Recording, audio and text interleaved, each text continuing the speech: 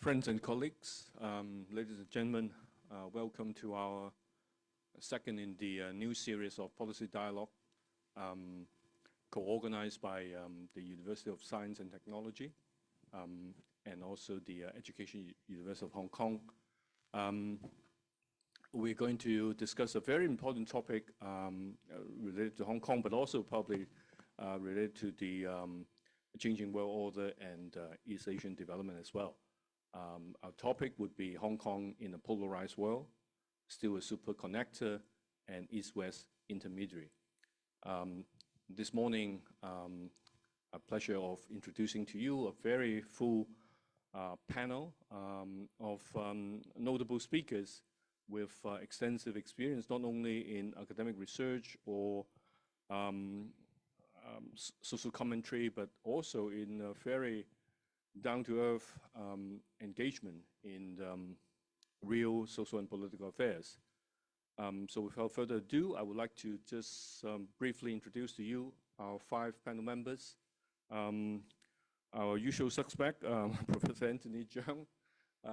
He was former president of the Education University of Hong Kong and also former Secretary of Housing and Transport. And he's currently advisor with the Department of Social Science and Policy Studies at the Education University of Hong Kong. Sitting right next to him is Mr. Bernard Chen, Honorable Bernard Chen. He's, I mean, if I need to introduce him to you, then probably I need to go into it for 5 to 10 minutes. So it has extensive participations in various sectors, including social services, of course, participation in the major decision making, and all other cultural and social development. And currently, I think it's actively engaging in the development of West Kowloon. Further to the left is Professor Donald Low. He's sorry about that, Cheung. He was former editor-in-chief of South China Morning Post. He's currently associate professor of practice at Hong Kong Baptist University. And then closer to me is Donald Low, is professor of practice at the Hong Kong UST with very extensive experience, not only in Hong Kong, but also in Singapore, and very knowledgeable about East Asian development. So without further ado, oh yes, because of she is currently in the United States. We also have Professor Christine Lok, will join us via Zoom. Nice to see you, Christine. Is also currently engaged in Hong Kong University of Science and Technology, and of course she has been very actively participating in Hong Kong social and political affairs, particularly in the area of environment, and of course she was also formerly Undersecretary of Hong Kong SAR government's environmental affairs. So we'll kickstart with Anthony. Because we have 5 speakers, so probably we need to tighten a bit of the control of time. But then, of course, we would get into open discussion after all the presentations. So, Anthony. Thank you. Good morning. Let me show my PowerPoint. Okay. The topic today is a very big topic, Hong Kong in the polarized world. So we are going to examine the position of Hong Kong within the world context. And when we talk about the world context, we mostly focus on the geopolitical context. And if we look at Hong Kong historically, before reunification in 1997, Hong Kong had always been regarded as an intermediary between China and the rest of the world, particularly the West. The West used Hong Kong before 1997 mainly to as a window to China, in a way, as a gateway to China, to watch developments on the mainland of China.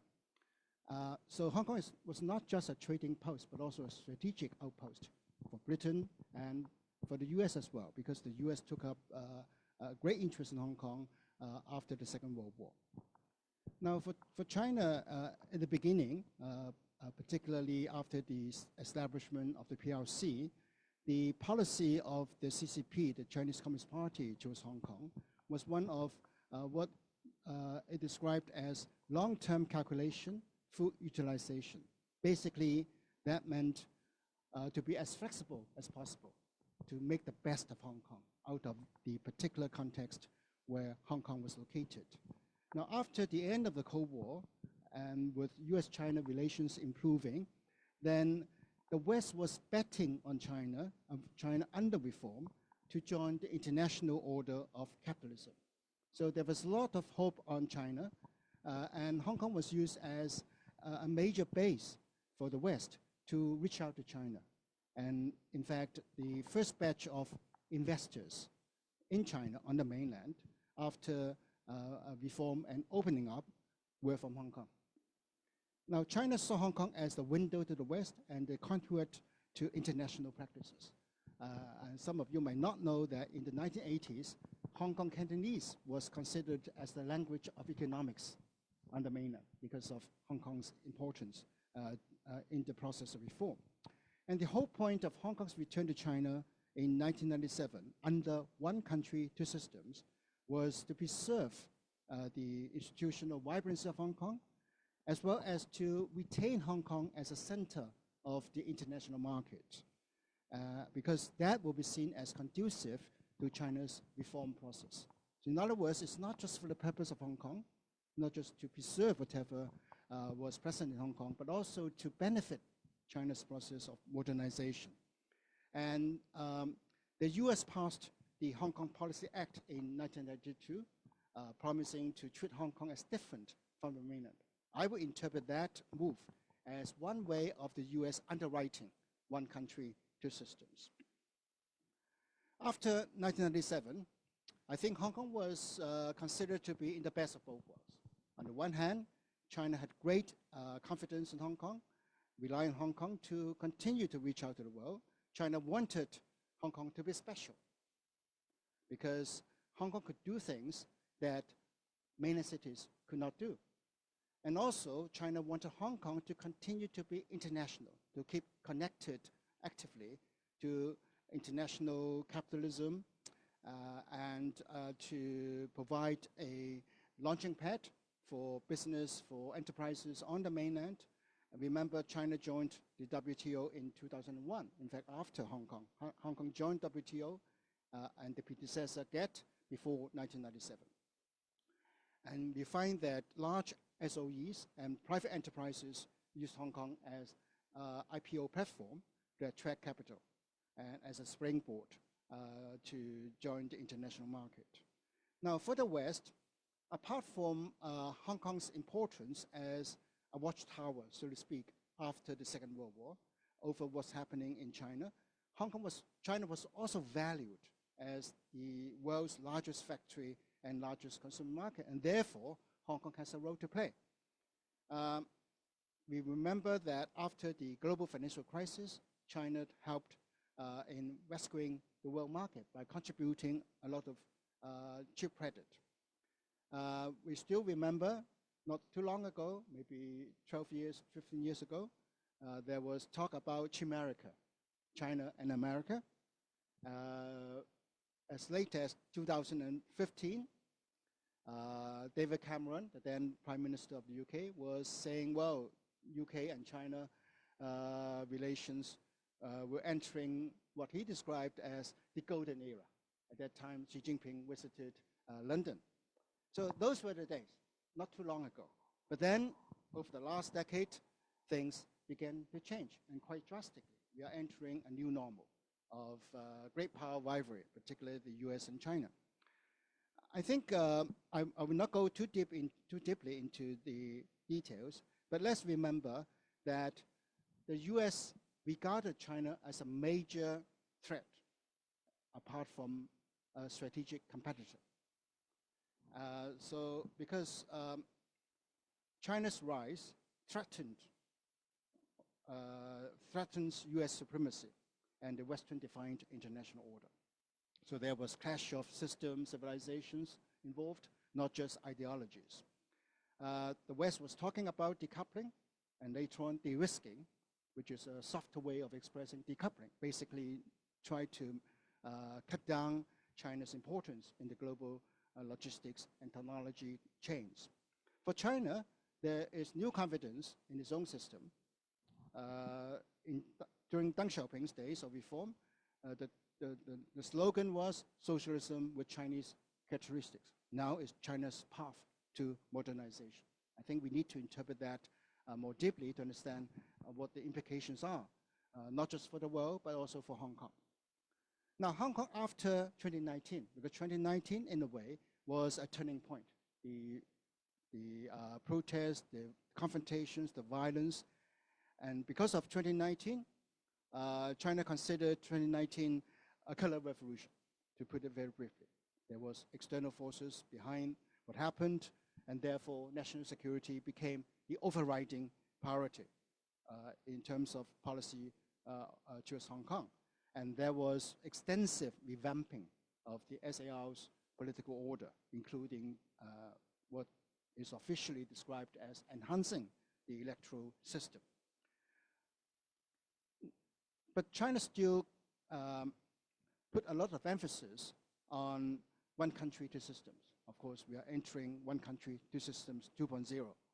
Now, for the US, remember when Donald Trump was president, he said that Hong Kong was moving into one country, one system. And there were media, international media, echoing that kind of view. I remember the editorial of the Financial Times on the 1st of July, 2020, was about Hong Kong entering one country, one systems. So international investors had more doubt about Hong Kong.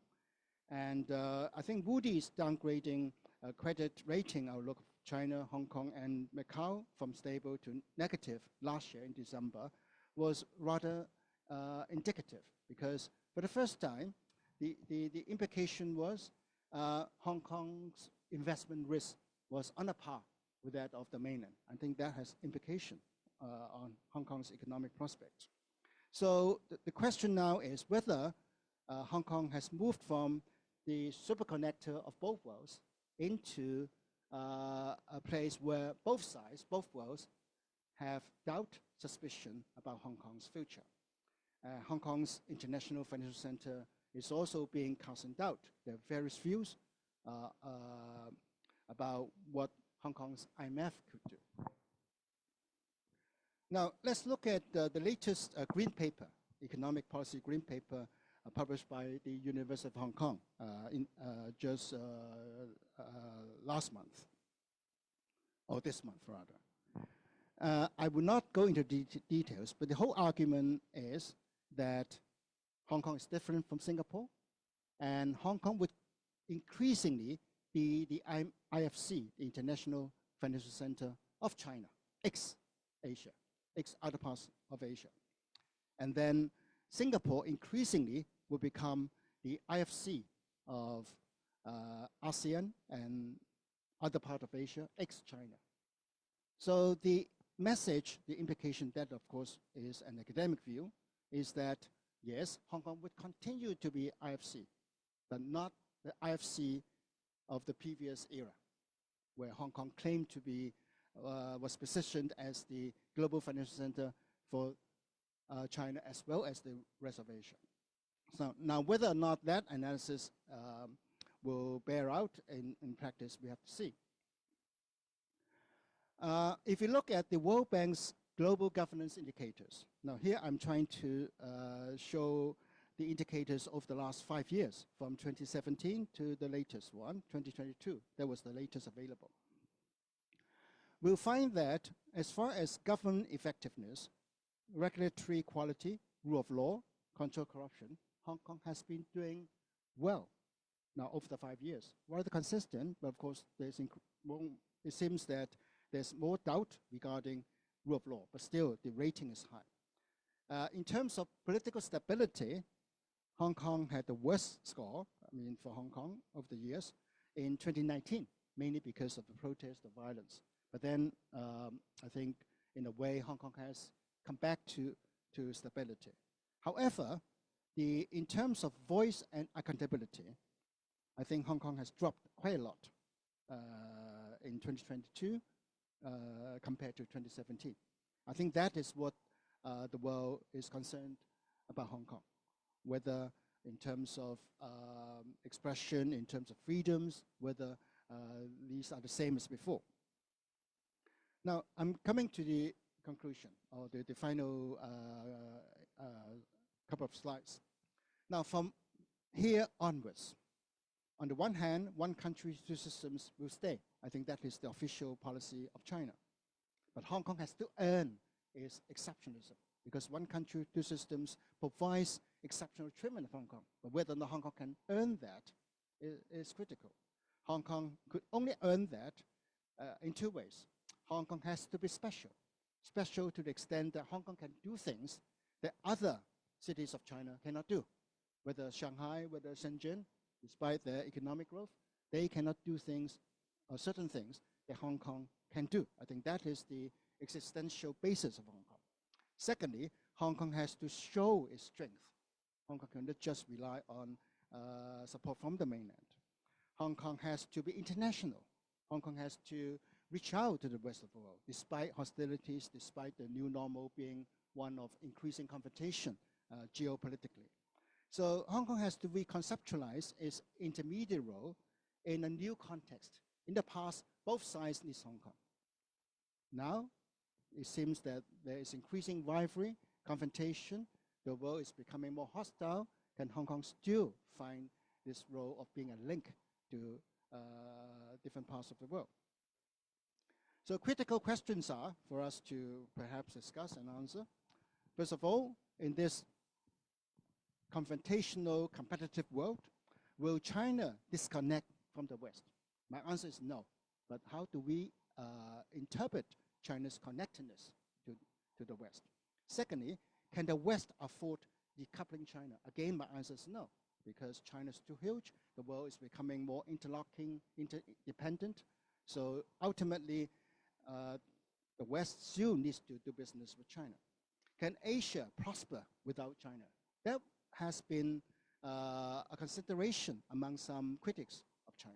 That, okay, we try to distance from China, we will groom India, Southeast Asia. But my answer is, if China falls, the west of Asia will also fall.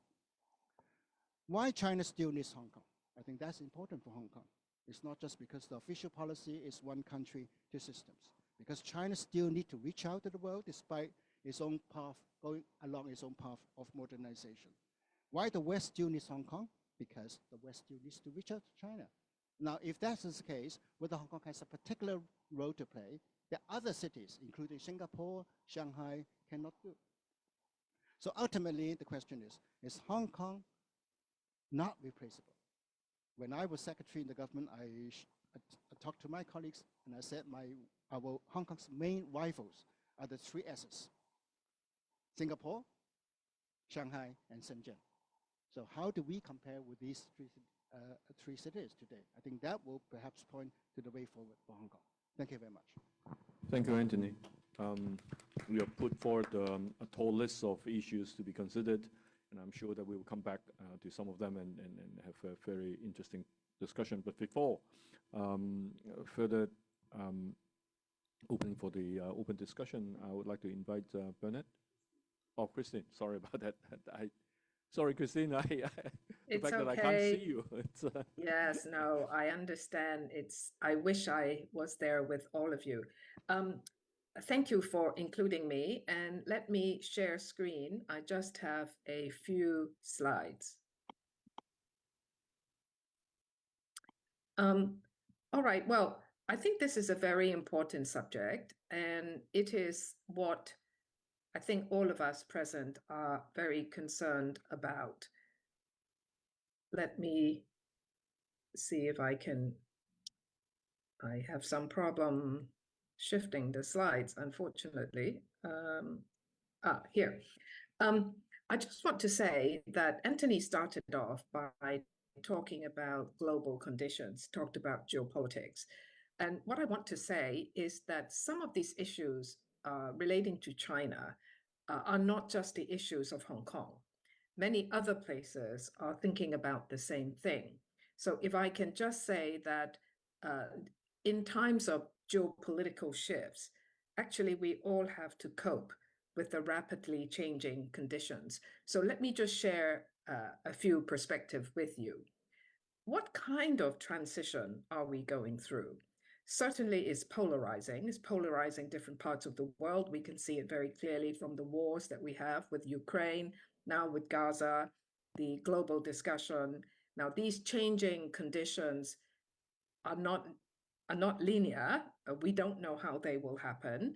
So in a way, because they're non-linear, it's quite disconcerting.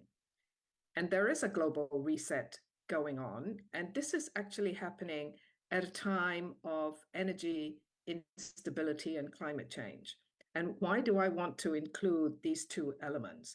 It's because energy powers the world. I mean, if we're talking about development, we are talking about whether we have enough energy to do so. And we're also talking about new energy, non-carbon energy to deal with climate change. But basically, we cannot be even having this seminar if we don't have sufficient energy in the world. So I just want to say that the changing conditions in the world, particularly with the wars that are still ongoing, it has created instability in energy markets in the last 2 or 3 years that is showing us that that the path that we all take for granted, actually the instability is affecting us very much. Now, the other one is more ideological. These terms that have come up in the last few years. So the US talks about democracy versus autocracy, which relates to China, obviously, and a number of other countries. The constant invocation from Western countries, particularly, let me call them the global North, about the China threat. It's particularly disconcerting for us sitting in Hong Kong, obviously, because we don't necessarily see the China threat in the same way as they do in the global North. The other thing that is disconcerting, perhaps for the global North, is the rising voice and the very strong voice of the global South. Today, you witness people from the global South, governments and leaders from the global South speaking quite frankly and openly to the global North. And the global South, of course, consists of 80% of the world population. So when we're talking about an ideological battleground of ideas, the global North and the global South are actually in regular debate about values, about what's important, and about security and development. There's also an underlying concern, both in developing countries and developed countries, about market capitalism and the liberal ideology that goes with it, whether they actually benefit ordinary people, whether you're in rich countries or whether you're in developing countries. And then this notion that Anthony also mentioned, the international rule-based order. Actually, what is it?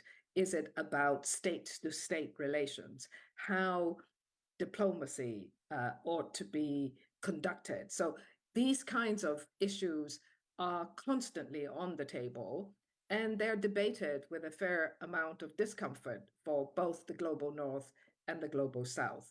And I think in order to have an understanding of what's going on and to be able to deliberate and debate all these issues, we require new perspectives and we require new skills to deal with this rapidly changing world. So Anthony also used the word that we need to reconceptualize the role of Hong Kong. And I wonder whether we can see Hong Kong to be the showcase of what is an emerging contemporary cultural China. It's very easy, perhaps, just to focus on Hong Kong and its intermediary role. Most of it has to do with finance and economics. But what has actually happened to Hong Kong after 1997 is that Hong Kong has gained a very large and rapidly evolving and developing country. This is a new feeling for the people of Hong Kong. And because we've come from a British link, the values of the political values of China appears to be very different from the ones that we're used to, and that causes ideological discomfort. But we do have one country, two systems, is an enormous privilege that Anthony has talked about. So I won't go into it, but in terms of thinking about that privilege, how can we look at it in a future forward way as part of a very large and developing country and part of this North-South dialogue that we are entering into in this new era? And distinctiveness. Can Hong Kong showcase what the way we live in Hong Kong is the liberal contemporary cultural China? How can we talk about this, not just in the language that we're hearing from government, but how we see living in Hong Kong, how we see the development of China and the Hong Kong more liberal lifestyle, that actually even in China people don't deny. How can we wordsmith? How can we develop the narrative that is persuasive to ourselves and distinctive and attractive? I don't think Hong Kong people have done that, and I don't think the government has ever tried to use this kind of framing to showcase Hong Kong. Now, when we talk about a strong economy, what do we really mean? Who are the people in Hong Kong who have newer ideas? I mean, obviously today in Hong Kong, we've talked about the Greater Bay Area. We're investing more in technology. We're talking about reindustrialization. All these things are not unimportant, because if we look at China, China can make things. And COVID, if it has taught us anything, is that if you don't know how to make things, you might not even be able to manage making something so simple as an effective face mask. So China is the manufacturer of the world. It is actually a very high quality and efficient manufacturer. So, you know, it's all very well to talk about services and finance, but all that is actually based on real things. Real things require a lot of energy. Real things require resources. Real things require that you can actually put it together. China is the #1 manufacturing economy in the world. How should Hong Kong look at serving this economy, and where is our edge? And then on the bit about intermediary, I just want to say, we used to talk about East and West, but how about North and South? How about South and South? How does Hong Kong see itself? Because in the past, we always look west to Europe and America because that's where the money was. That's where we exported stuff. That's where people can come and invest. But in this new era that is changing, maybe Hong Kong people needs to look much further afield or much closer to home, but in economies that we did not spend time on because they were economically less well off. So in, again, this new era, Hong Kong people, Hong Kong entrepreneur, the Hong Kong government is having to go out, to go to the Middle East, to think about ASEAN. And in the future, how about even further afield? Now, I do want to emphasize one point. The intermediary for what? We talk a lot about being the intermediary east-west with China, or, okay, you know, north-south, south-south with China. I don't think Hong Kong is actually very good at explaining China as being the connector to China, because we seldom talk about how people overseas should look at China and look at what role we can play and be able to have compelling stories. So I think this is an area Hong Kong needs to improve a lot. Now, I just downloaded this today from the latest The Economist. Just look at this. It shows you a certain frame of mind. Westerners out, Chinese in. Hong Kong is becoming less of an international city. And when they talk about foreigners leaving, mainlanders coming, I think there's also a sense that foreigners essentially means people from Western countries. But actually, as the world continues to change, as Hong Kong has to actually develop perspective and skills to deal with more than the global north, the idea of an international city will be more than just the traditional European and North American foreigners coming to Hong Kong. So my last slide is to answer actually the questions that Anthony put forward.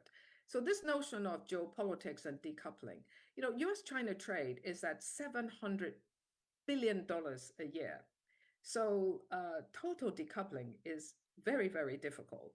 But I can see, you know, people talk about taking the highest technology part of it. Well, we'll see what happens.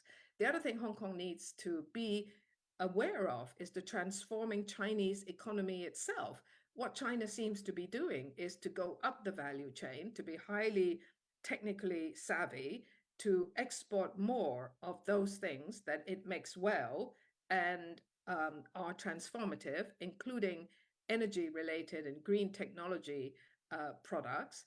And itself, it is going to push domestic consumption. So how is Hong Kong or Hong Kong's businesses going to deal with that? And then, of course, we have BRICS. China is a part of BRICS, and the BRICS economy and the G7 economy are now about the same. So does China still need Hong Kong? Yes, because we operate outside the mainland system and we offer unusual advantages, which I won't go into because Anthony has already covered some of them. And why does the West still need Hong Kong? Well, basically for convenience. They always look to convenience places to do business. But I also want to note that it is precisely the West right now that has kind of established what some Chinese scholars have called cognitive warfare with China. This is talking down China. This is, you know, basically describing China in a negative light, which of course impacts on Hong Kong. And this cognitive warfare on China not only includes Hong Kong, but includes Hong Kong, Taiwan, South China Sea, Xinjiang, and Tibet. So Hong Kong is now thrown into that space, which is on the whole negative from a Western media perspective. So what reinvented intermediary function can Hong Kong serve?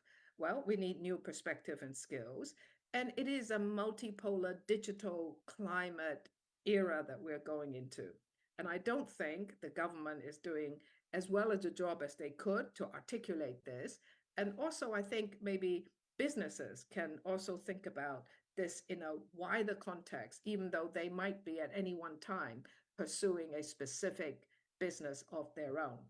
And is Hong Kong replaceable? Well, I don't think at the moment, but reinvention is vital. And Singapore, I find, is also a very interesting place because Hong Kong and Singapore are the two convenient places for all kinds of things. And with Singapore being a state, they have an edge over Hong Kong because they can act even more independently. But actually, Hong Kong has a lot of capability and advantages that we are not yet making full use of. Thank you very much. Thank you, Christine. I think your concluding note on the need of reinvention is a very important message. And now, Bernard. All right. Now, I obviously didn't have a chance to speak to Christine or Anthony, so we didn't coordinate this thing. But it sounds like my sharing will be pretty much an extension to what already been mentioned by both Christine and Anthony. Now, in my PowerPoint, my very first sentence is Hong Kong has changed. I didn't say it, but that seems to be the passing comment that in every dinner conversation, everywhere you go, everyone you talk to, high, low, that's a comment.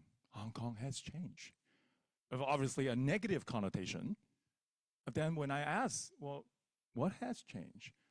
Then it always comes back to one answer: national security law, right? As if like everything has to do with national security law. I said, come on. Okay, there could be something to do with national security law, but not everything. But it's a convenient excuse. Just blame it on national security law. Oh no, it's not the same anymore. All right, okay, assuming that's correct. Well, my second point, the world has changed. I talk to people in the UK and they all say, oh, UK has changed. Why? Brexit. Blame it on Brexit. UK has changed. I have lots of friends in America. I went to school in America. Oh, America is forever even more divided now. As a matter of fact, everywhere I go, especially after COVID, you hear the same thing. It's not the same anymore. In fact, everywhere you go, it feels like, oh, things are much worse. So back to the topic of today, are we more polarized? Absolutely, we are way more polarized, but we are not alone. Everywhere you go now. I mean, that's a different topic. I only got 10 minutes left. I'm not going to go over why we are so polarized. But listen, this is the new norm. This is the new norm. We better get used to it. Now, I know this is a 5-part series. This is only one, and I know that you have another specific a day to talk about one country, two systems. So that's not going to draw on that. But Anthony is absolutely correct. I mean, one country, two system is here to stay. I must say, even back in 2019, the second half of 2019, after the start of the conflict to social unrest, I have doubts whether this two system can stay, given what happened. Gee, how are we going to get out of this mess? But today, I am 300% more confident than ever because China wants to make two systems work. They went out their way to make sure one country, two system is here to stay. So I am confident now with this notion. But of course, how are we going to deliver it? As what Anthony and Christine mentioned earlier. Now, this is another new norm. I think we can almost all agree now. Globalization has reached its peak. Everywhere you go. Well, that's part of the problem with polarization due to globalization, because the wealth created did not trickle down and share by everyone. It's happening here, happening everywhere. So I think pretty much politically, globalization has peaked. The question is, as I put it here, are we going to enter a new era of deglobalization? Nobody knows. I personally don't believe that we can actually go way back to where we started, because I don't think those benefits from the globalization will ever agree to it. So the question is, well, how far back are we going to dial back? Or are we going to turn into more regional cooperation, which I think is what's the way going forward now. At least that's an attempt to do so. So there's going to be a lot of new adjustment, as Christine put it. Right? Well, and then of course here, interesting, Christine mentioned Global South. I do too. Right? Now, so here we go.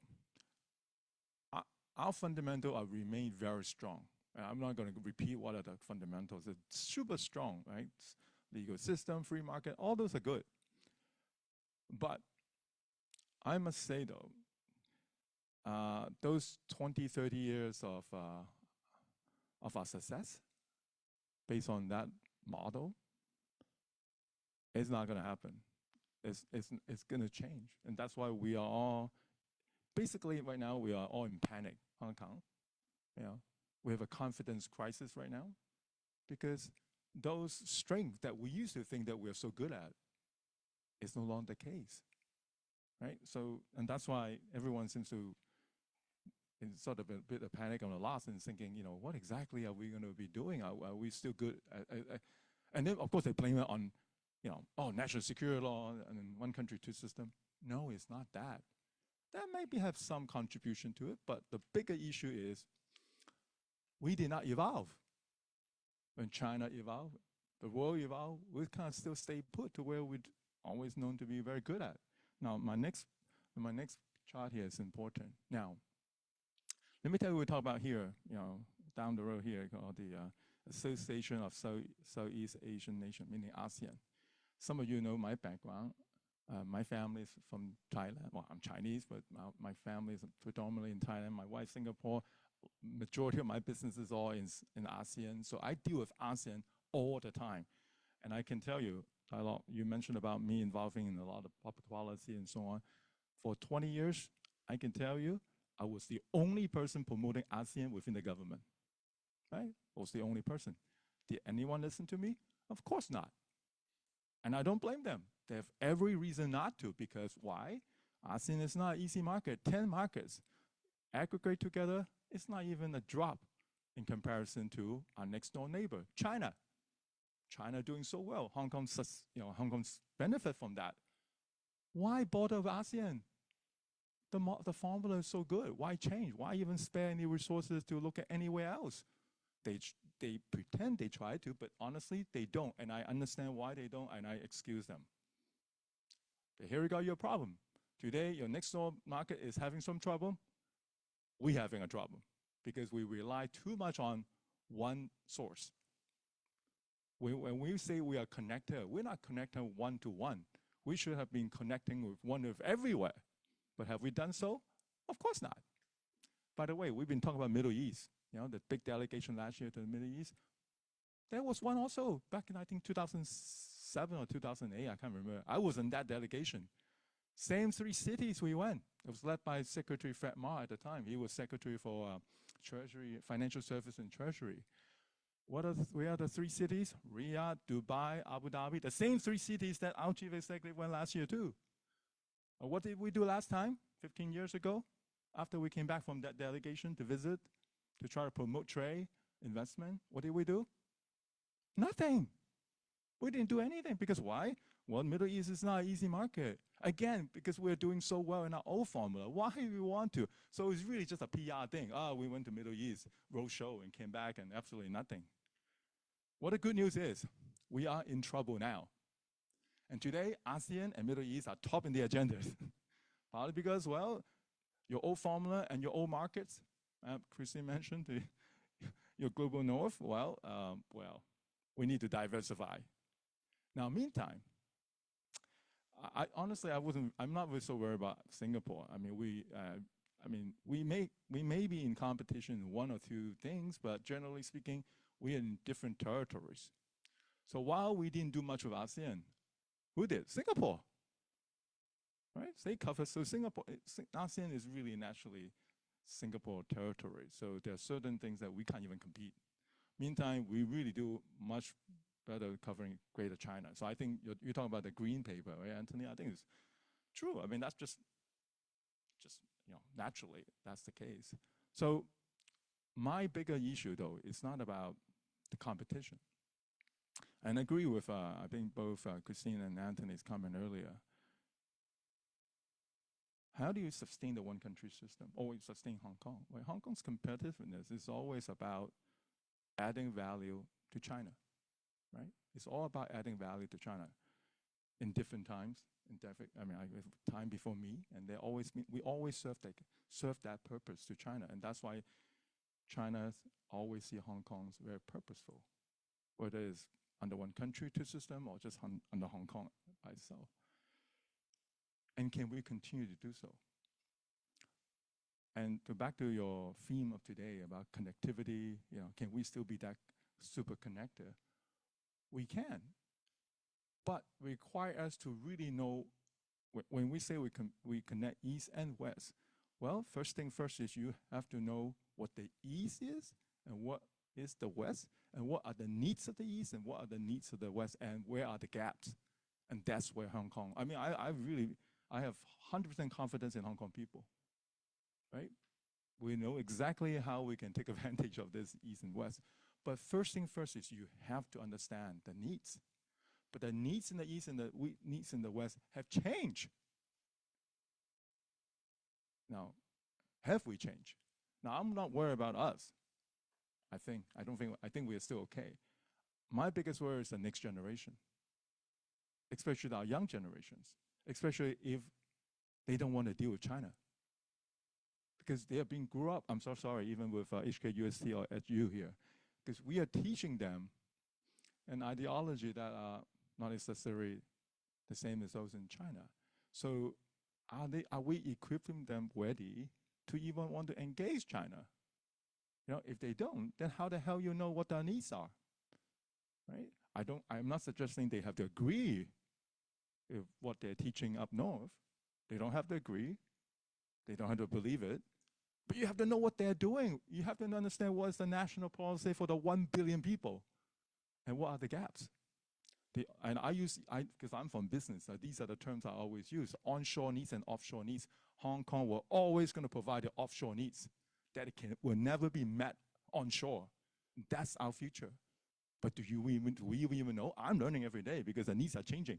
The changing needs are always changing. So, and this is my worry, is our next gen, are they equipped, are they ready to even want to engage? Oh, don't worry. There'll be tons of people from the mainland coming to Hong Kong. They know their needs, and they understand the beauty of the one country, two system, what we can offer them here. So they will come. So I won't worry about Hong Kong at all. I think Hong Kong will do perfectly fine. But are locals here competitive enough to understand this new game? So I think echoing the comments made by Anthony and Christine, we need to, whether you want to call it reinvent ourselves, whatever terminology, we just have to continue to stay vigilant. We have to adapt, because this new norm will stay. You know, there's no point of going back to the past. You know, when the very first comment I made about Hong Kong exchange, yes, we have. So is the world. You know, so we just have to be far better prepare ourselves to engage. And that's, I think I'm overshoot by 30 seconds. So I'm going to pass on to even more knowledgeable speakers to talk about China. Thank you, Bernard. You use the word adapt. I think that probably you understated. Your message would be we need to be forward-looking and really get into action, not just identifying the gap, but really knowing how to fill the gap. I think that's very important, and we'll come back to this. And of course, now we have Cheung. Thank you. Good morning, everyone. As someone who has written and reported on China for the past 30 years, I want to offer a kind of a perspective from a mainlander who has lived in Hong Kong for more than 30 years. I want to follow up on what Bernard said earlier about Hong Kong change. Indeed, I think I want to talk about the perception and reality. I think in many ways, for many people, perception is reality. And I think if you talk to, I have a lot of friends who visited the Western countries or overseas. You know, when they came back and what they told me is that, you know, when they were overseas, when they talked to foreigners about Hong Kong, I think the universal agreements is that either Hong Kong is turning into another Chinese city, or Hong Kong is on the way to become another Chinese city, which means that's under one country, one system. And, you know, in Hong Kong, you know, as we know, since 2019, over 200,000 people have left. And on the Chinese mainland, over the past few weeks, you know, one of the hottest topics is talking about Hong Kong as becoming a relic of international financial center, you know, partly because the sharp plunge in Hang Seng Index. I think last week it fell through the 15,000 level. And I think it just came yesterday or day before yesterday, India has overtaken Hong Kong as the fourth largest stock market. You know, of course, as mentioned earlier, I think all this perception has come after the imposition of national security law and the Chinese Beijing's claim that China has assumed comprehensive jurisdiction of Hong Kong. I guess here lies the biggest misconception, which is that Beijing wants Hong Kong to become another Chinese city. And I don't agree with that assumption. It's because from my understanding that of China's politics, it is never Beijing's intention to make Hong Kong into another Chinese city under one country, one system. I mean, because in that way, Hong Kong has lost its value for China. I think Anthony mentioned earlier about this China's long-standing policy towards Hong Kong, which is long-term planning or calculations and full utilization. I think that policy has continued. I mean, because let me give you a bit of a background. I think in 1949, when the PLA troops amassed on the Luohu border on the side of Shenzhen, the commander sent a telegram to Mao Zedong and asked him for permission to take back Hong Kong.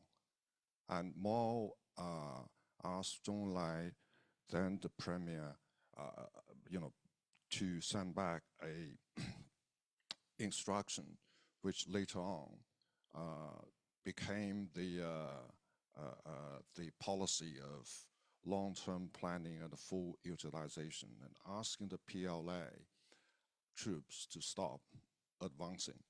And the value of Hong Kong for China manifested itself the next year when the Korean War started. The UN, the international community imposed unprecedented sanctions against against China. And Hong Kong remained the only place where there was flow of goods and people. And that's where the China got its much needed Western medicine through Hong Kong. And I think if you Google Henry Fok, and that's how Henry Fok made his biggest contribution to China. And then even in 1967, when the riots took place in Hong Kong, at that time, China went through the disastrous, terrible Cultural Revolution. I think eventually the Chinese leadership asked the leftist elements in Hong Kong to stop spreading those riots. And in 1978, when Deng Xiaoping announced the open door policy, that Hong Kong has, became the place through the foreign investments and to China, I think over 50% of that. I mean, even like 20 years ago, say in 2002, when Premier Zhu Rongji was in Hong Kong, he was talking about why it was so vital, why it was so important for Hong Kong to remain as a separate capitalist city. And he said something to the effect that if the Chinese government mess up Hong Kong, and then the Chinese government will be remembered as a sinner in the history for messing up Hong Kong. And even we're talking about Xi Jinping, I mean, Xi Jinping made it very clear that it's Beijing's intention to maintain the one country, two systems, and he particularly mentions the common law. And then if it is not Beijing's intention to turn Hong Kong into another Chinese city, but then why are we surrounded by so so much misconception. And I think, this is where I want to offer a few thoughts of mine. The first one, I believe that it is the certain people, the people in the governments and the Hong Kong elites. I think they should take some share of the blame for driving what we see, the mainlandization of Hong Kong. I think I'll give you a few examples. One is that I think after the imposition of national security law and Beijing's claim of having comprehensive jurisdiction of Hong Kong, I think certain people in Hong Kong, they're trying to be politically correct. They try to second guess what Beijing wants. So they have started to adopt the so-called practices from the Chinese government. And from my point of view, I mean, they are learning the wrong things. First of all, they organize seminars to study the remarks of China's leaders. They send study tours to Beijing, and I have no problem of them sending study tours to Beijing.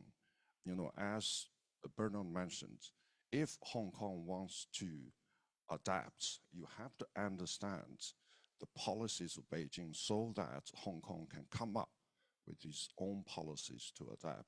What I'm very much against is that the impression I have is that they send all those officials to Beijing and try to figure out what Beijing wants Hong Kong to become. And I think that's the worst thing Hong Kong can do itself, because Beijing may have a claim that it has comprehensive jurisdiction over Hong Kong, but the mandarins, the officials in Beijing, they have no idea how to run Hong Kong as a capitalist city. How come you go up and study their remarks on how to run Hong Kong? I think that's not wrong. I mean, that's not right. And secondly, is that I think in order to please Beijing, and I think they are learning the things as what the officials on the mainland called 官僚主义、形式主义、享乐主义. They are learning all those practices of formality for the sake of formality, the bureaucraticism and hedonism.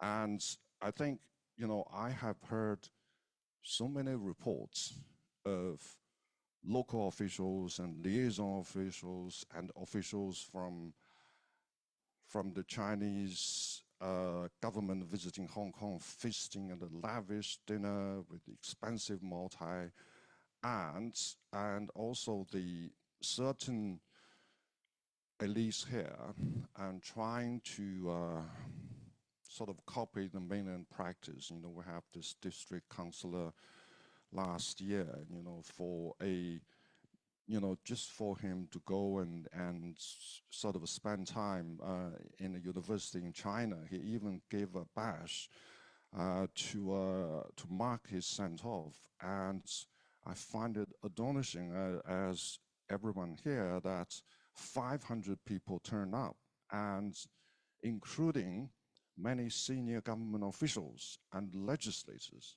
And I was told that in peak season, the senior government officials or the legislators go to at least 4 or 5 public functions and photo opportunities one day. And it makes you wonder whether they have any time left to do the stuff they are paid to do. And thirdly, I'm running out of time. Thirdly, my understanding is that now after the imposition of national security law, that the only patriots can run for legislative and district councils. And so they have been elected, but I don't see much of evidence they are doing what they are paid to do, to provide the checks and the balances to keep the government on the toes. You know, all the evidence I have seen over the past years that they, you know, they enjoy, you know, all those things, you know, with the government. And so, I mean, that's something I believe. And then, sorry, I also need to have 1 or 2 minutes to talk about the Chinese officials in Hong Kong. You know, as I said earlier, that, you know, certain people in Hong Kong are need to be blamed for the kind of a perception of Hong Kong, misconception of Hong Kong. And I think the Chinese officials here, the liaison office, and also those visiting officials in from China, they should also reflect their role in Hong Kong, because after the imposition of national security law, from their perspective, you know, this is the second return. They started to put on airs, you know, they believe now they're running the show. In fact, they are not. And the second point that I want to make is that, you know, right now the Chinese officials, they are asked to study the basic law and the national security law. I mean, the Chinese officials here in Hong Kong and in Beijing. I think they should have been asked to study the common law as well. You know, I mean, that's what made Hong Kong so successful in the past. So what is really, sort of finally, the final point I want to make is that for Hong Kong to change, to adapt, I think the Hong Kong people here, I'm talking about those Hong Kong officials and legislators, should use their connections and influence to persuade Beijing, to tell Beijing what is really happening in Hong Kong. You know, right now we don't see that, because every time a government official comes up, they all blame the external factors for what is happening in Hong Kong. You know, they blame the high interest environment, geopolitical tensions, disruption of supply chain. You know, they need to look themselves in the mirror and then come out with a plan and go and tell Beijing, you know, this is what we want to do. I'm sorry, I've already 3 minutes run over time. Thank you, thank you. Thank you, Cheung Wei. I think we've been talking about reinvention, adaptation, all sorts of things. But Cheung Wei, you also give us a list of do's and don'ts, because in order to play our role in Hong Kong, I do think that there are things that we should do, but there are also things that we shouldn't do as well. Well, we have a packed schedule, so without further ado, Donna, your turn. Thanks very much for inviting me, Anthony. I'm very conscious of the fact that I'm the only non-Hong Kong person on the panel. Even Cheung Wei has been here on and off for the last 30 years. So I'll speak more as a practice ex-government official who served many years in the Singapore government, and I also try to provide a perspective of foreigners and how they view Hong Kong. And my conclusion will be rather similar to Cheung Wei's, which is that don't scapegoat the West or don't blame others for Hong Kong's problems, right? Focus on what you can do, focus on what you can do well, and my conclusion is that Hong Kong's fate, is that destiny as a super connector is very much in Hong Kong's own hands, right? If it fails in that role, you know, it is not anybody else's fault but Hong Kong's. So I want to lead to that conclusion by providing, can I borrow that clicker? By providing a few, just by questioning the idea that being this super connector of China into the world is an unambiguously good thing, that it is this incredible strategy that has enabled Hong Kong to prosper. And I have 3 or 4 supporting arguments for that. First, I think being a super connector has not really helped Hong Kong outperform rivals or competitors in the region, principally Singapore. Second, I think it may in fact have reduced Hong Kong's economic diversity. I think Christine spoke briefly about that, Bernard spoke briefly about that, and made it maybe less resilient to external shocks. It maybe even have made Hong Kong. Third, I think being a superconnector may have reduced Hong Kong's policy space, reduced its international character, and I think it is very telling that none of the previous speakers spoke about zero COVID. And I think more than anything else, maybe even more than NSL, zero COVID has done quite considerable harm to Hong Kong's reputation as an internationally oriented city. I'm not saying that being a superconnector is a bad idea. What I'm saying is that it's a necessary condition for Hong Kong's growth and prosperity, but it is not sufficient. Right? So Hong Kong should strive to be so much more than a superconnector, particularly in the more polarized, less globalized world. Right? Specifically, I think Hong Kong needs to do a bit of what Singapore has been doing for the last 40, 50 years. Right? Invest more in its domestic capabilities, create a more diversified economy, produce or create distinctive, hard to replicate competitive advantages that can only come from activist government policies, rather than rely only on market-based comparative advantages. Being a superconnector is Hong Kong's comparative advantage, but you don't need a super intelligent, super strategic, clever government to do it. It is your natural state of being, having hard to replicate distinctive advantages. That requires a superior government and superior policy-making capabilities. So first argument, being a superconnector has not helped Hong Kong grow faster than Singapore in the last 26 years. As recently as 20 years ago, in 2003, Hong Kong's GDP per capita was comparable to Singapore's at about $27,000 US. Fast forward 20 years to today, and Singapore is now 70% richer than Hong Kong in GDP per capita terms.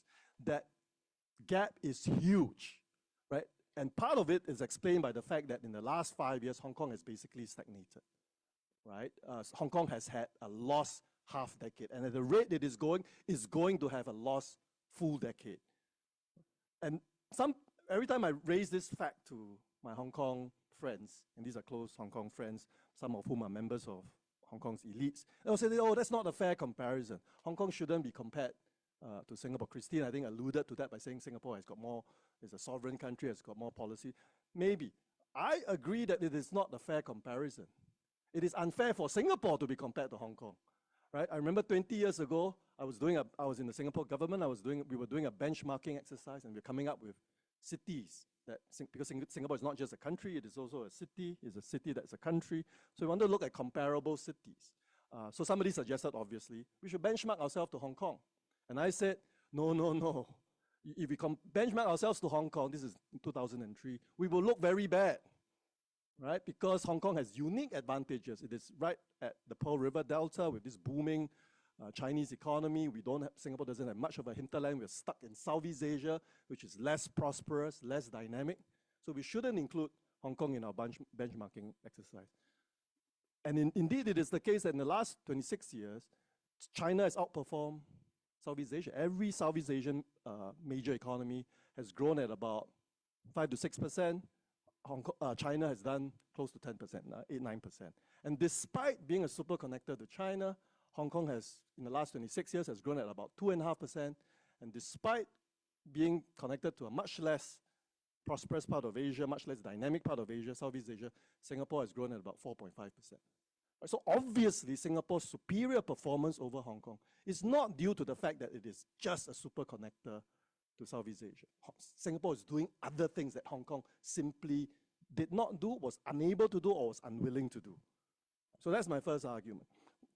The other argument that supports this idea that being a superconnector, isn't that fantastic an idea is that, yes, regional integration is largely positive, but there are also risks for small economies. First, firms and talent may leave for better opportunities in the larger, faster growing markets, and then there is no kind of flow back to the smaller economy.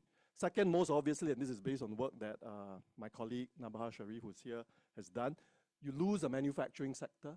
Even compared to other small advanced economies, the gray line in the middle, Hong Kong's manufacturing sector is exceedingly small. It is unprecedented. Nowhere else in the world have you seen manufacturing decimated the way it has been decimated in Hong Kong. Third, that loss of the manufacturing sector reduces opportunities for technology development and upgrading. And of course, a less diversified economy makes you more vulnerable, less resilient to shocks. And on top of all these well-known risks of regional integration, Hong Kong, on top of that, has given up an important tool of macroeconomic policy, right? Macroeconomic stabilization. Basically, it has no monetary policy. It just mirrors what the US Fed does. So I quote from this collaborator of mine, David Skilling, says, whereas Singapore is deeply integrated in a wide range of sectors into the global economy, Hong Kong has become overly specialized and only deeply integrated into China. Hong Kong's growth model has supported its growth, but it also means that Hong Kong has fewer strategic options now. The second argument I have is that being a super connector may have reduced Hong Kong's economic diversity. This is Bernard's point, maybe made it overly reliant on growth in the mainland. And of course, part of Hong Kong's problems now is precisely because the mainland faces a lot of headwinds, right? A lot of structural challenges, not least too much debt, concentrated in property. China is facing deflationary pressure, whereas the rest of the world has overcome its inflationary pressures. Also unheard of, I never thought in my lifetime I'll see this, declining FDI and portfolio flows into China. The second chart shows that most of the capital flows that went to China at the start of last year, in anticipation of a strong Chinese rebound, most of the capital has flowed out. So China is grappling with this capital flight problem. And then all this is occurring in the last 2 years, where China has been grappling with 2 continuous years of declines in the prices of property, in the prices of financial assets. So if you were invested in Chinese stocks at the start of 2023, by the end of last year, you would have lost about, 20% of value, whereas if you had invested in the rest of the world, you have seen your equivalent investment increase by about 20%. And of course, all this has weighed heavily in Hong Kong. Why? Because Hong Kong has become so heavily reliant in 2 respects, right? First, on growth in China, on economic activities in China. And second, principally through its financial sector. One of the funniest headlines I read last year was, Hong Kong bankers have lots of free time and anxiety as IPOs deals slump. And I think I agree with this Financial Times article on how China's slowdown is deepening Hong Kong's existential crisis. What's our relevance? How do we regain our mojo? How do we find new sources of growth? So in response to all these pessimism and skepticism about Hong Kong's continued relevance, I wrote a piece for the South China Morning Post in November last year. I think Hong Kong's elites really have to get together and think hard about, how do we cope with, how do we adapt to a future where China is not growing at 7 to 8%, but more likely to grow at 4%, right? And many of these touch on the things that Bernard was talking about in this article. We talk about reindustrialization. I spoke about reestablishing links with Southeast Asia and the Middle East.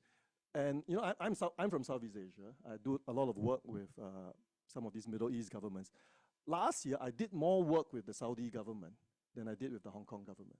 Last year, I did more work with the Southeast Asian governments than I did with the Hong Kong government. So this speaks to Bernard's point about how, it's really a fig leaf, right? This claim that we want to re-engage or we want to engage with these other regions. The fact of the matter is there's very little capacity to do so, and there is actually quite limited willingness to try to create or try to establish links with new markets. And these are difficult regions, right? Bernard knows this very well. Southeast Asia is incredibly diverse. Middle East, things don't seem to happen. Things seem to move at snail's pace, and then when they do happen, it is non-linear. And then my third argument is that being a super connector may actually have reduced Hong Kong's policy space and undermine its international character, with zero COVID being probably the most egregious example of it. I think zero COVID, more than anything, more so than the national security law, reduced Hong Kong's international reputation, reduced Hong Kong's international standing because of 3 reasons.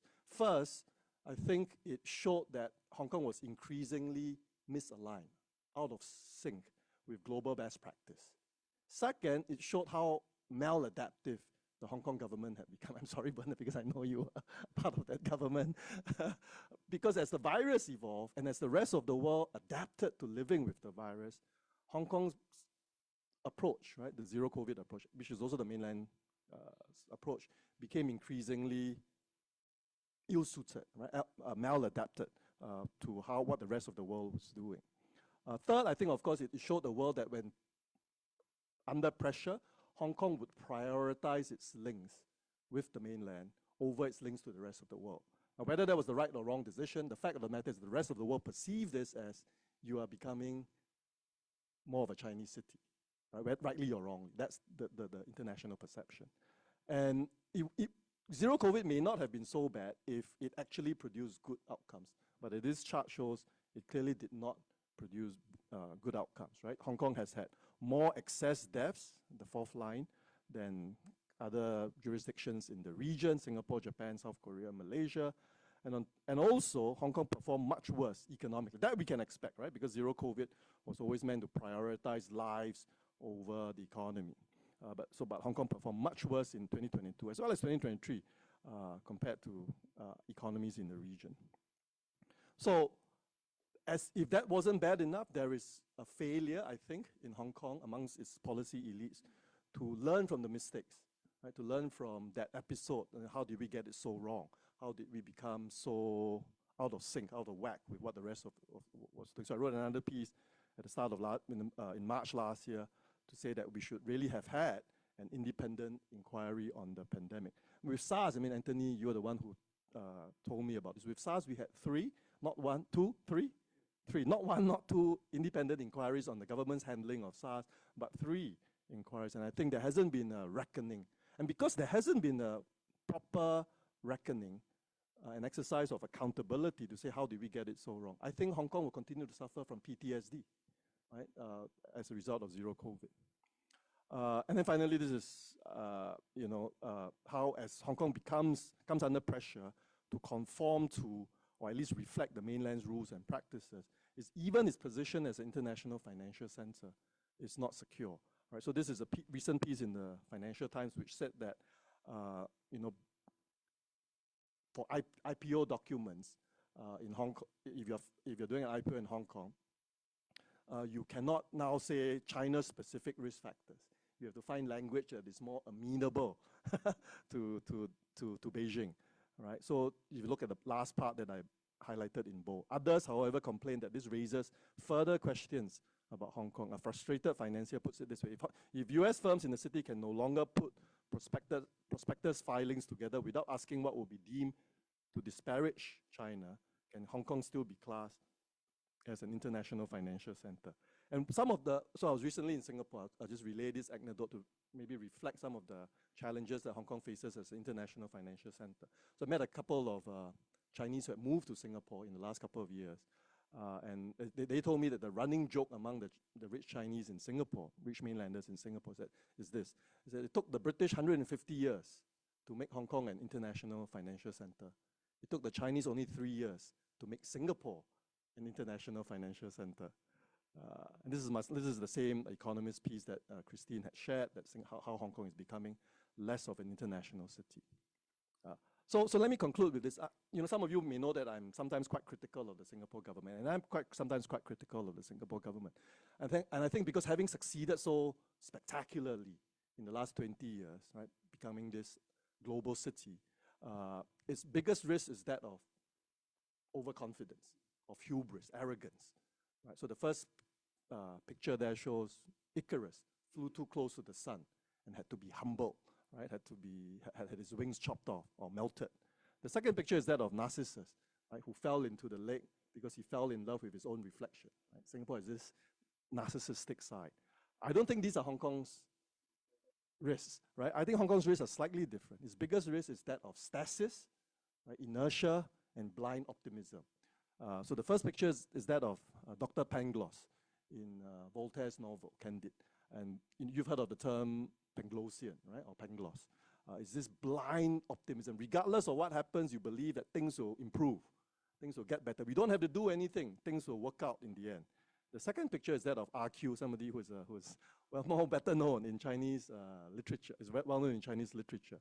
And the RQ mentality is that of the spirit of winning. Even in the face of failure, even in the face of defeats, he finds ways to rationalize to himself that what we are doing is actually victorious.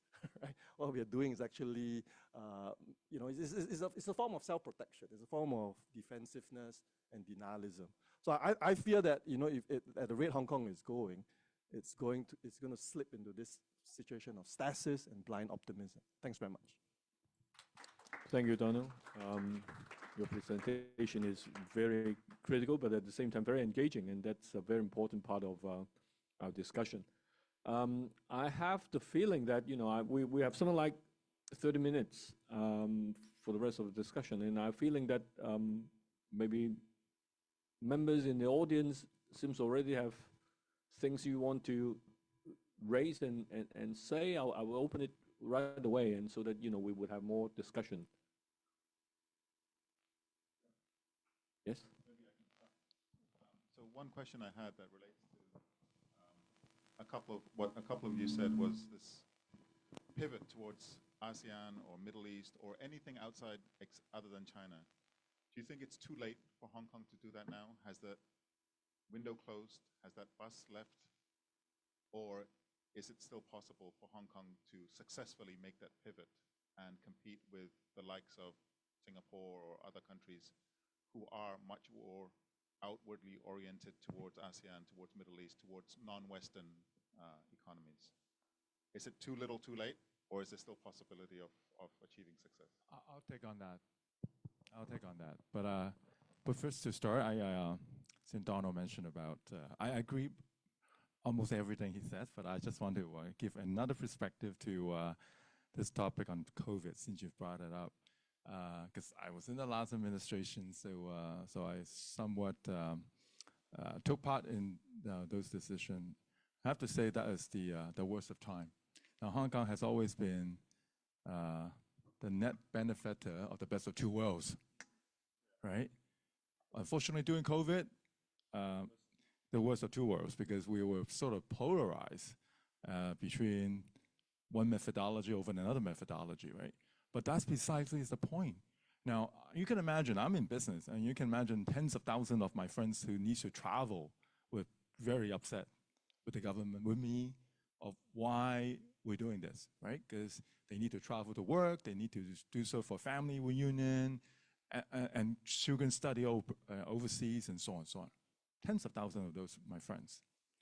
But just to remind everyone too, before COVID, 300,000 people travel daily in and out of the mainland. So those people, those lives are also affected for the exact same reason, for work, for school, for family reunion.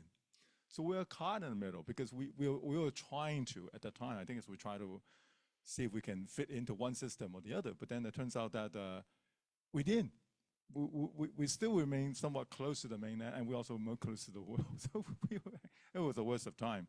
Let's just hope that we don't ever need to repeat that. But I just want to share with you that this is exactly, you know, we are in the middle of that gateway. We need to connect to both. And while you have the two going in a very different direction, that was a very tough time. We try to accommodate the best. Anyway, coming back to your questions about, is it too late? No, I don't. I think we are. As I said, even today, when you're talking about, you know, decoupling with China, it's not really decoupling of China. You know, you're talking about China plus one. In fact, everyone told me there's no such thing called China plus one because no one country can replace China. So it's talking about China plus two. And who are actually the one and where they're moving? They're mostly moving to ASEAN. And what companies are them? They're mostly Chinese companies. They're coming down because they want to spread the risk. And they're still exporting to the West. So actually, I don't want to, I'm sorry, I may have given a wrong impression that, you know, our internationalism is only really ASEAN, Middle East. No, we still connect to the West. It's just that it's going to be in different way and method, right? So we still have to, we need to adapt, we need to figure it out, but the market is still there. China needs US, US needs China too. But it's a very polarized world, yes. But businesses have to readapt themselves and figure a way around, and so is Hong Kong. And so on. So I mean, I can go on forever. I'll leave out the expert to comment. Yeah. I would just like to follow what Bernard said. I think we are not late. I mean, things are never late. It depends on how you work on it. I support fully that we should diversify our international link I mean, going to the global south, Southeast Asia. In fact, I think right after 1997, Hong Kong has branded itself as Asia's world city. But unfortunately, we have forgotten about the Asian context. I think that's our problem. However, having said that, I don't think we should give up the West. Because historically, that has been what Hong Kong was skilled in. And I can share with you a short story. Before 1997, a lot of groups in Hong Kong, they went to Beijing and asked, how should we adapt to the post-1997 situation? And then one group said, are we going to adapt to switch to Putonghua? And the response from the Chinese officials, I was told this by that Chinese official, the response was quite interesting. The response said, we have 1.3 billion people, at that time 1.3, for the whole of China, speaking Putonghua quite well. So we don't mind that 7 million in Hong Kong, not very good in Putonghua. I mean, you can keep your Cantonese. However, there's a part two answer. The part two answer is, don't forget your English. You have to speak English well. Now, so you can see that, I think I fully agree with Cheung. From Beijing's perspective, Hong Kong needs to be special. That's what you are good at. Keep whatever you are good at. So the risk to us now is if we try to broaden our links, strengthen our links to mainland, that's perfect. However, we should not give up our historical advantage. But the world has changed, so therefore we have to repolish that kind of historical advantage. Okay. Any questions from the audience? If not yet, then I'll jump in. And I think in the past 1 or 2 years, there's been a lot of discussion in Hong Kong. It's about, on the one side, even if you want to become a nation global city or international world city, whatever, it also depends on whether the West, the US, European countries would continue to allow you to do that, because there would be sanctions, there would be delinks, there would be de-risking, all sorts of things. So it's not about what you want to do, it's about what other people do. That kind of discussion, of course, would leave us as if there's not much you can do. But at the same time, of course, the discussion is about what we should do. Are there things that, should really on the top priority list that, so that, we would really tell people that we are back into the game and we're doing it? Because when Bernard mentioned diversification, quite honestly, it strikes me that Hong Kong talks about industrial diversification in 1977. It was my A-level university entrance exam kind of topic. And now I'm retired. I mean, it's kind of funny, we can talk about diversification for 50 years without doing much. And so it brings back the question about inertia, blind optimism, part of it. But at the same time, people would say, hey guys, what are the top priorities? Not necessarily as 1, 2, 3, but at least what are the things that we must move right away, so that you would see a possible turnaround in coping with the new global environment. I know it's a difficult question, but No, I think the key word is actually we've been too complacent. Times have been too good for us, right? 20, 30 years, a winning model, helping China. We're the net benefiter from the economic reform. So, old model is working. Why, yeah, we talk about diversification. I just want to make one funny anecdotal story here. I think Christine also want to speak now. But so years ago, I was on a delegation to promote the Hong Kong Stock Exchange.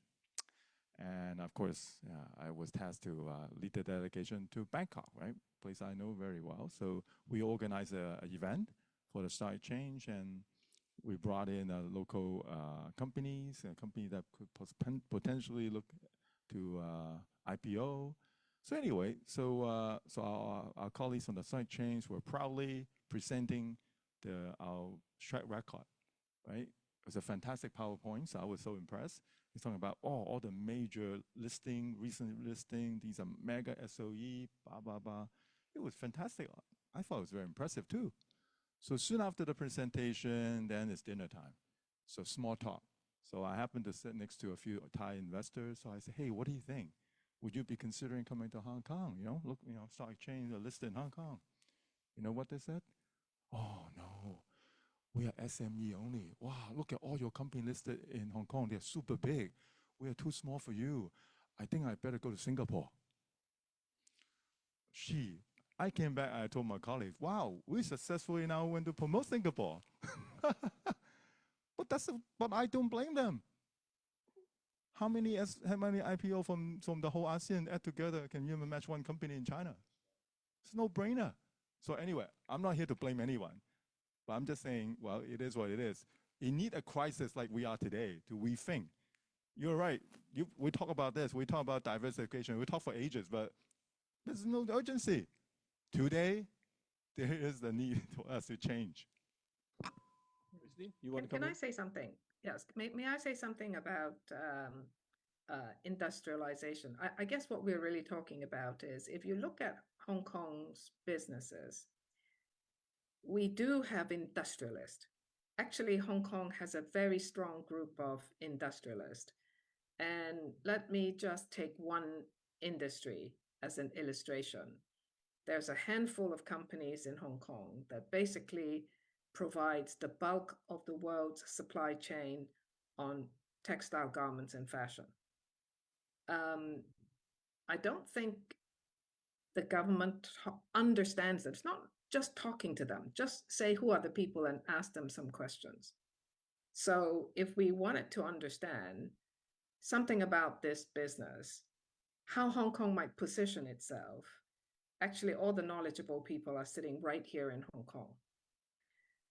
If we wanted, again, to look at the future of shipping, right? This is considered a relatively unsexy business in Hong Kong, but it's actually a really big business. And it's only in the last matter of weeks that the Transport and Logistics Bureau came up with some kind of shipping and port strategy. I mean, what should Hong Kong do? We use the word logistics, but we're not really thinking about the global shipping reach that our ship owners and maritime sector have. In fact, nobody sees them. Their ships don't come to Hong Kong, and we forget about them. So what I'm saying is, we actually, in the private sector, have groups of people that are still world hitters in their industry. And I don't think as a matter of policy, we understand them. So if I go back to what Donald said, if the government needs to be engaged, the government needs to understand these businesses, which most of the time they don't because they're administrators. So what is the mold they need to go in to really think about how these businesses can first help to promote the brand of Hong Kong, right? The fact that Hong Kong is out there. Secondly is, what is it that we can do to invest in these businesses and locally? How can we get our young people to work in these sectors? Because we used to so overemphasize property development and finance, we forget that there is this much bigger world out there. And, finance, you have to finance something, and you have to finance real infrastructure and real projects. So people somehow have forgotten that link. I would imagine, last thing I want to say is, there are a lot of opportunities for the government, the public and the private sector to truly understand each other better, to really think about policy moves. Yeah, I agree with Christine here that Hong Kong is not done, has never really had industrial policy. So when Hong Kong talks about reindustrialization now, it is at least 30 years behind Singapore, right? Because whereas in Hong Kong, government policy has just gone along with natural economic gravity, right? As China became opened up, Hong Kong's industries moved to the Pearl River Delta. And government in Hong Kong never really kind of try to shape that process. Whereas in Singapore, that, you know, for the last 50 years, there's been a or at least last 30 years, there's been a very deliberate effort of, yes, we understand your concerns, your needs. As costs in Singapore rise, you're going to look for cheaper locations to produce, but can you keep some higher value added activities, right? Whether it's treasury functions, a bit of R&D, a bit of product development activities in Singapore. And that is how Singapore has been able to maintain manufacturing at about 20% of GDP, whereas in Hong Kong it's less than 1%. So what Christine was really alluding to was this, you know, the most important capacity in government when it comes to industrial policy is what we development economists talk about, right? Embedded autonomy. First, you're autonomous, but at the same time you are embedded. You understand the needs of businesses, you understand where you fit in the global value chain, and you adapt to the needs of businesses. You make yourself attractive. You're in constant dialogue with them. And in Singapore, of course, the entity that does that very well is the Economic Development Board. Whereas in Hong Kong, there isn't really an equivalent of the EDB. You've got the Trade Development Council, right? Trade Development Commission, which is really, it seems to be more like a marketing entity rather than an industrial policy agency. On Anthony? the issue of diversification, I think dialogue, you're right, because back in 1977, the British administration at that time actually set up a committee on diversification, because at that time, Hong Kong's wages were too high. And I think roughly at the same time, Singapore was also considering diversification. But the whole reason why Hong Kong eventually gave up diversification, so to speak, was China, the mainland, began to reform and open up. So it's entirely a market-driven move.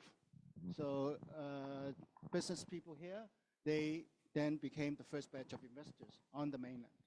And then they moved their industrial manufacturing production to the mainland. And then Hong Kong gradually became a financial intermediary, a professional services intermediary, supporting reform on the mainland. So I think to some extent that was sort of driven by the market. And I don't think, of course, the government in Hong Kong had always believed that, well, less intervention, the better. But I think it's not just non-interventionism in play. At the same time, because the business people, when they moved to the mainland, actually they earn a lot. So it was regarded as a successful formula. So it was successful. Of course, things began to change later on. Now we are thinking about reindustrialization, but I don't think we can go back to the old industries. We have to know what kind of industries we are talking about. I would also like to take this opportunity to follow up one point, because Bernard, when you talked, you said when you talk to people, everybody mentioned, oh, Hong Kong has changed. Why? Mainly because of the NSL, the National Security Law. And I think that is very funny, because funny in the sense that every nation, every country has got national security law, including Singapore, right? So how do other cities, other economies manage under their NSL? And I will not say that on paper, Hong Kong's NSL is much tougher than other countries. So the real question is, have we meaning government and also our leaders, have they managed NSL well? So that question is, how do we operate in a new scenario where there is a formal NSL? In the past, we did not have an NSL, but we did have various provisions, legal provisions that safeguard national security to some extent. So again, the question is, are we not managing the NSL as well as others? And that will be something that Hong Kong has to blame for itself. I mean, Beijing set the perimeter. It's up to us how to operate. Okay, we have a few comments and questions from the Zoom audience. And Brian raised the question. I broadly sum it up. It's, you know, you lump everything together under the big concept of the West or Western. Probably it's not quite appropriate. How about unpacking the North, the West? So it's you know, would that leads to a new mode of thinking, and he further elaborated on how would this connect to youth policy and how to prepare the young people for diversification, internationalization, and keeping our city competitive. And of course, the third comment or question also connect to, well, slightly connect to that, but it's about repositioning Hong Kong, how to reconnect to the world. I wonder how the panel will look at it. Actually, you know what? I'm going to dialogue. I'm going to take up your job because I want to redirect the question to Cheung, because because we tend to. I mean, me being where I'm from Hong Kong, we're local. We keep looking at this from the Hong Kong perspective, but this is not just about Hong Kong. This is about China, 1 billion people. So because while we've been like stretching and saying what should we do, I've been talking to a lot of friends from mainland China and Hong Kong. Their perspective of Hong Kong is very different, far more promising than we see ourselves. But I'm just curious from your perspective, do we still serve a role for you? I mean, not you yourself, but for China. I mean, how's the young people in China see us too? Yeah, I think that's a great question. I mean, we mentioned earlier that when, after 200,000 people left, Hong Kong people left, and Hong Kong government has expanded its talent scheme, and majority of the newcomers are from the Chinese mainland. That's why I wrote this column last week, was arguing that, for those mainlanders who have applied and to work in Hong Kong, the thing they want most is the capitalism in Hong Kong. I mean, if all this misconception that Hong Kong is turning into another Chinese city, and then lots of my friends who ask me have told me that then what's the point of coming to Hong Kong? I mean, that's another piece of evidence to tell you that they don't want Hong Kong to become another Chinese city. The second thing that I would want to comment is the question number 2 about what more Hong Kong can do to showcase GBA to the international world, and also follow up on what Bernard said about the role of Hong Kong. I think, after the imposition of national security law, after the perception of Hong Kong has changed, that the Hong Kong officials, including its leaders, I mean, the Chinese leaders have been saying the same, saying that Hong Kong should do a better job of integrating into the GBA. The wording has given a kind of impression that Hong Kong has not done a good job of integrating itself into the GBA previously called the Pearl River Delta. From my point of view, I think Hong Kong used to lead the development of Pearl River Delta. I mean, because there was so much talk about the officials in Guangzhou, Shenzhen coming to Hong Kong and talking to Hong Kong and try to introduce the good practices from Hong Kong to the GBA. In fact, some of them have happened already in terms of urban management. I think the traffic cops in Shenzhen were the first of traffic cops in China sort of starting to adopt, what the Hong Kong police traffic cop been doing on motorbikes, helping people. I mean, this is just only one thing. I mean, it is, I think, right now, I think what Hong Kong has so much to offer to GBA.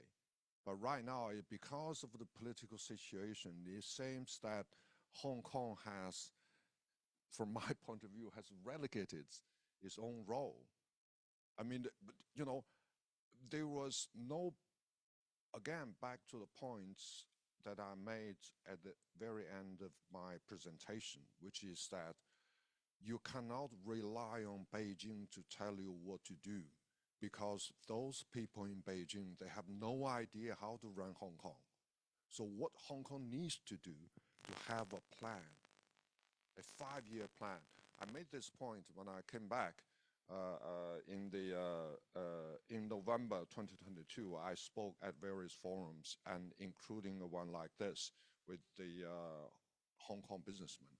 And I mentioned something about Hong Kong needs a 5-year plan. And then one of the businessmen who attended the talks and at the QA, he countered. He's saying, we in Hong Kong, we don't do a 5-year plan. It tried to give the impression that a 5-year plan is a kind of central planning. And I said, what is wrong with the 5-year plan? That's one of the few good things Hong Kong should learn from mainland China. If you don't want to call it a 5-year plan, you can call it a 4-year plan or 6-year plan. And then it can focus your attention, energy, investment for the long-term thing. This is something like a GBA. I haven't really read any reports or any speech from the Chinese government articulating over the next 5 years what role Hong Kong will play in the GBA. It's all about this, they're talking about the rhetoric, but there was no plan. If you have a plan, and then you go up to the Chinese government, you go up to Xi Jinping and saying, this is my plan. I need your help. And Beijing will give you the help. It's not like Beijing wants Hong Kong to go down like this.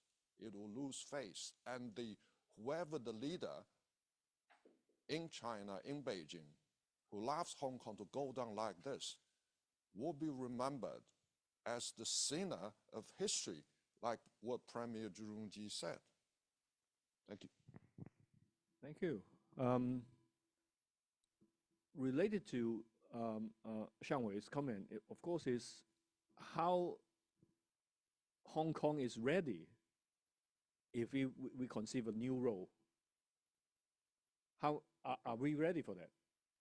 I'm throwing these questions to all panel members, including Christine, because Christine, in her presentation, mentioned a point about can Hong Kong, speak for China, but at the same time, I think, of course, the important thing is, are we ready for it? Xiang Wei's comment would include a new perspective from the government, including some sort of, street smartness in capturing mega policy narratives from Beijing, but you need to have your own micro, down-to-earth initiative to capitalize on all these openings and windows. And of course, each of your presentations covers something like that. What are we ready for this sort of turnaround? Yeah, well, dialogue, we are ready. Some people are ready, but maybe Hong Kong as a whole. And who is Hong Kong as a whole? Is it the government or what, right? So I think the government is not ready, but there are people in the private sector who could be more ready. And, the articulation isn't just one thing. Xiang Wei talked about mainlanders in Hong Kong. They like Hong Kong because it is freer and they can do various things in business and so on. And so this is why, if there were people in Hong Kong who wants to think about Hong Kong as the contemporary cultural China, what does that mean? I think we have clever people who can think about it. If you want to think about Hong Kong as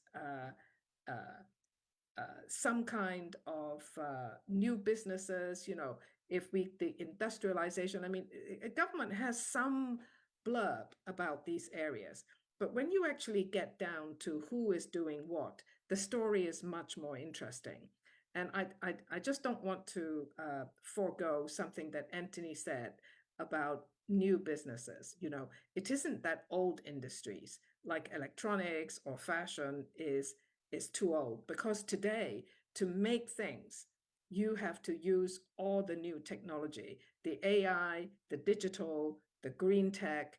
They're all relevant in whatever you're doing, from finance to making T-shirts, you know. So I think Hong Kong has a lot of talent in the private sector.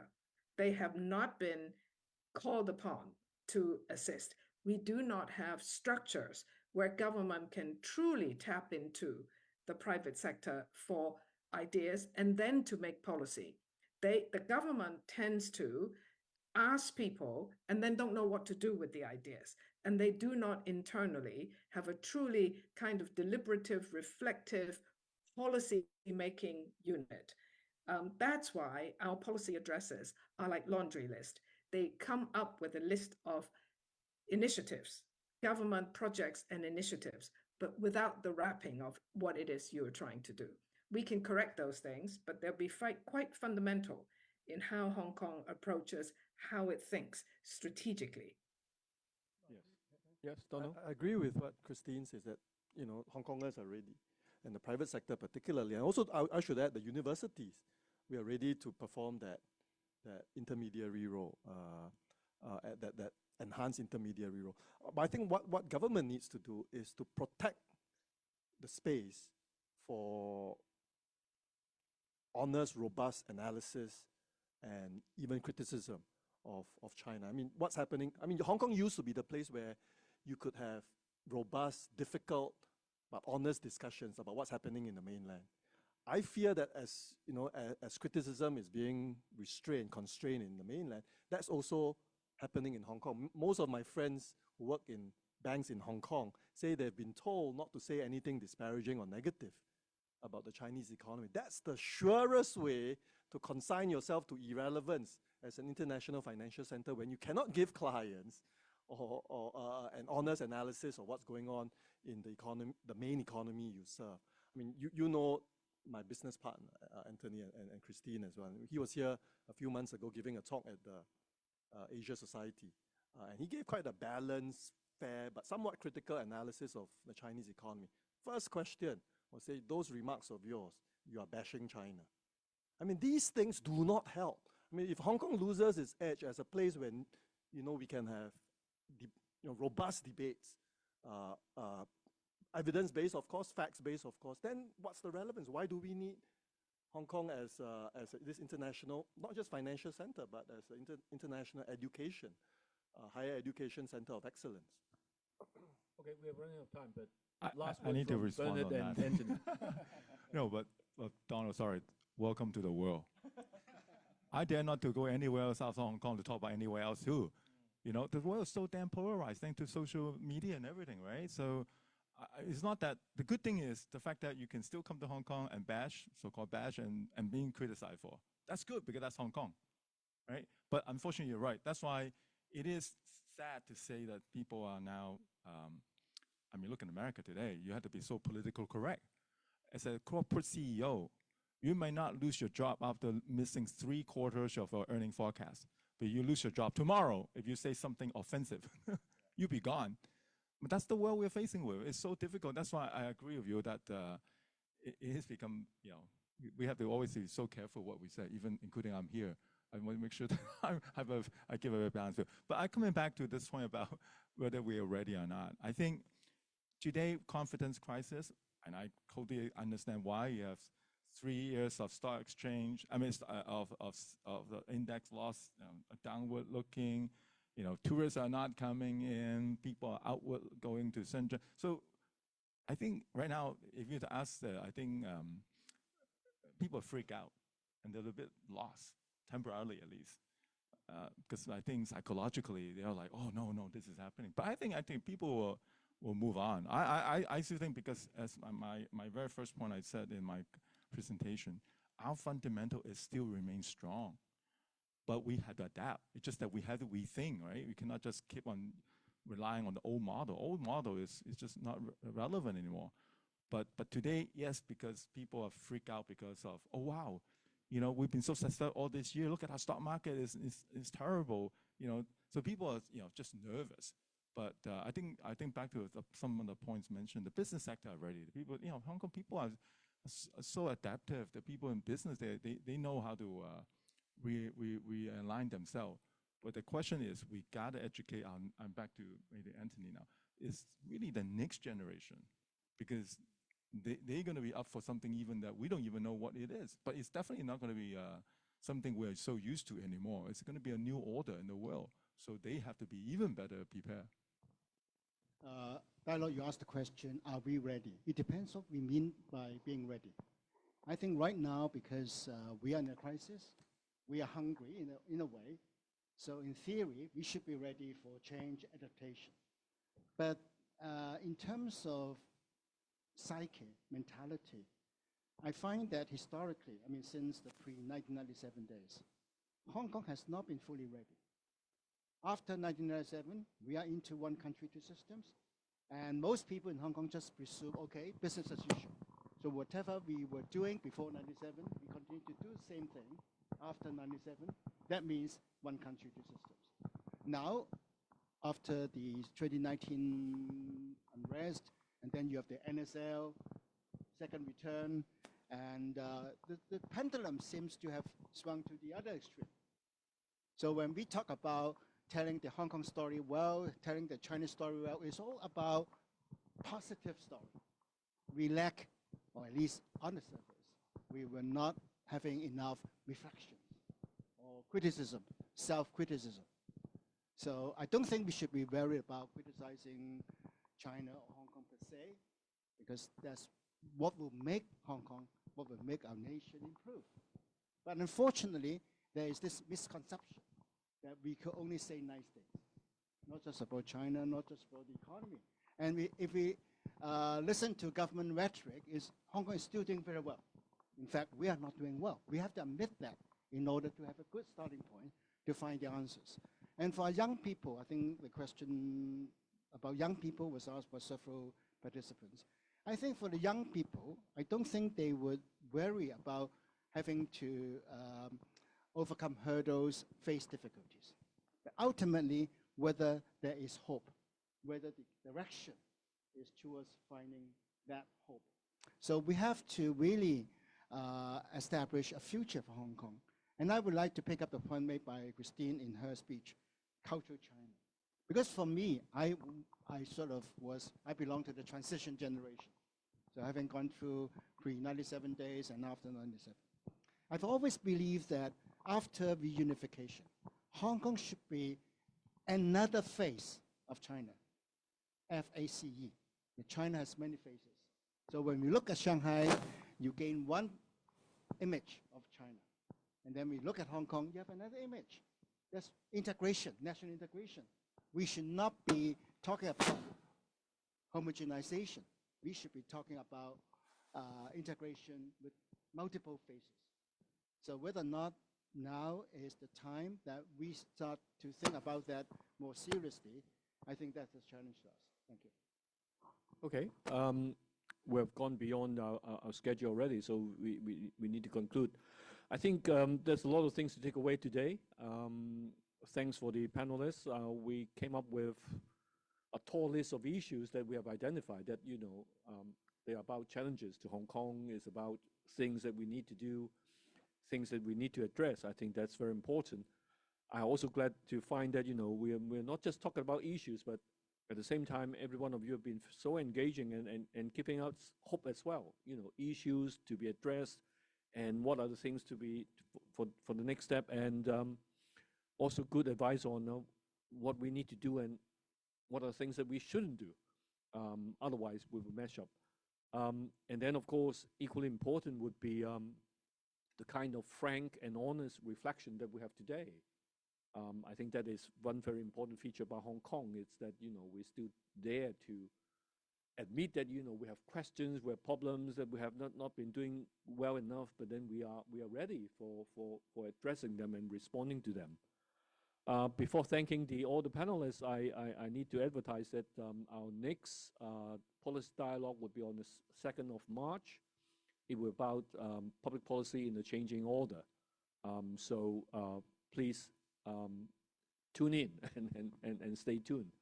And once again, thanks Anthony, thanks Bernard, thanks Xiangwei, and thanks Donald, and of course Christine as well, for your contributions. And I'm sure that we all agree that we have a very, very fruitful discussion today. Thank you very much.